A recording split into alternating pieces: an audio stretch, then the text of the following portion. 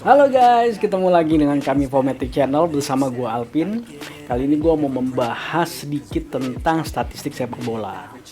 Yang pertama mau gua bahas ialah masalah passing. Ya, passing itu secara teorinya adalah suatu teknik untuk mengirimkan bola ke pemain lainnya. Passing adalah teknik fundamental yang harus dimiliki setiap pemain sepak bola.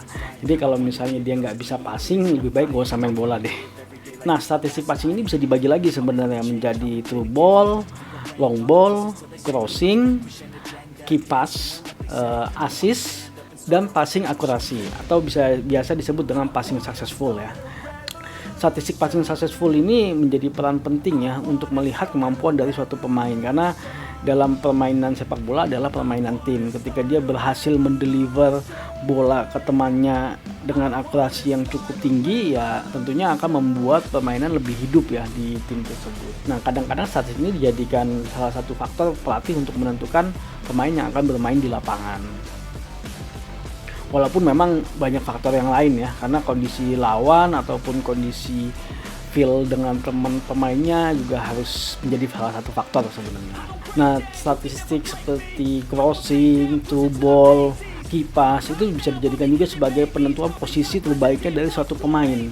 Yang lagi crossing ya pasti akan ditaruh di sayap untuk melakukan crossing kepada temannya.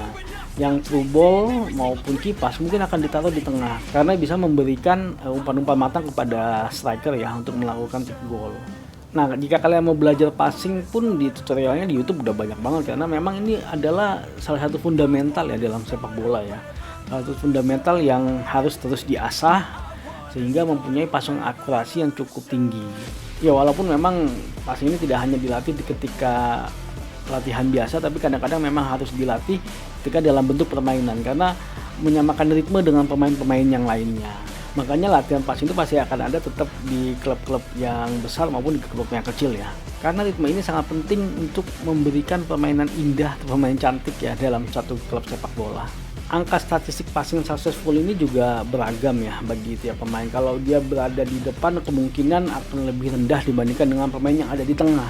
Karena ketika bola sudah sampai ke pemain depan, biasanya bek lawan sudah lebih banyak sehingga kemungkinan passing successfulnya akan cukup rendah. Nah, ketika ada striker yang memiliki passing successful yang cukup tinggi, berarti dia sangat berperan penting dalam permainan dalam sebuah tim tersebut.